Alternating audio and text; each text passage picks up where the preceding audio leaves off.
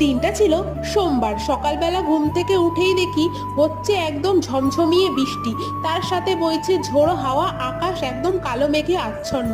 Weather তো একদম মাস্ত হয়েই গেছে। কিছু স্পেশাল ব্রেকফাস্ট তো আজ বানতাই হে। তাই ব্রেকফাস্টে আজকে মা বানিয়েছিল হচ্ছে গিয়ে লুচি আর ছোলার ডাল। আর তোমরা অনেকেই জানো আমার এই ঘরের খাটটা ভেঙে গিয়েছিল, তা আপাতত এখন আর খাট কিনলাম না। আমার পাশের ঘরে আরেকটা কাঠের খাট ছিল, ওটাকে এনে এখানে বাবা সেটিং করে দিচ্ছে।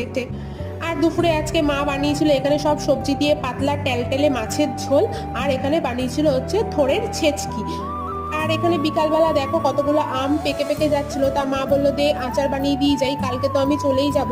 তা মারা বুঝি এরকমই হয়, যাই হোক আমারও আচার খেতে ইচ্ছা করছিল, আমার মনের কথাটা বুঝিয়ে মা এখানে আচারটা বানিয়ে দিয়েছে। আর এখানে বিকালবেলা বাবা আর আমার মেয়ে দুজনে খেলা করছিল, ওদের বন্ডিংটা খুব ভালো। আর বিকালে সবার জন্য আমি বানিয়েছিলাম এখানে চিকেন পকোড়া। ব্যাস, ভিডিওটা এ পর্যন্তই। যদি ভালো লাগে আমার চ্যানেলটা সাবস্ক্রাইব করে দিও।